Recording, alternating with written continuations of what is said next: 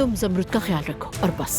दानिया शायद हमारी जिंदगियों में मुस्तकिल रहने आई हो। बिल्कुल भी मत घबराना, मैं तुम्हारे साथ हूँ। तो मतलब ये यहीं रहेगी, अपने घर नहीं जा रही है? तुम एक काम क्यों नहीं करती? एक माइक दमीरकान वालों के घर में भी लगवा दूं। तुमने सुहा के कमरे में माइक और कैमरा लगाया हुआ था, मैं अंदर नहीं हूँ। ये हरकत इसी की होगी। बहुत हो गया, फौरन सामान बांधो, अपना जा रही हो तुम। क्या आपने सिर्फ रस्मी तौर पर शादी की थी ताकि ईशा की कस्टडी हासिल कर सके, यही बात है? नहीं, बिल्कुल नहीं। क्या ये खातून आपकी साबका बीवी है अदनान साहब? मैं रोज रोज आपकी तरह धोखा नहीं खा सकती जमरुद आपा। खुदा का शुक्र है जब अदनान ने दानिया को बुला दिया था तो उसी वक्त पता चला कि उसके साथ उसकी एक बेटी भी है। अपनी आंखें खुली रखिएगा जमरुद साहिबा, वैसा कुछ भी नहीं है जैसा आपको दिखता है।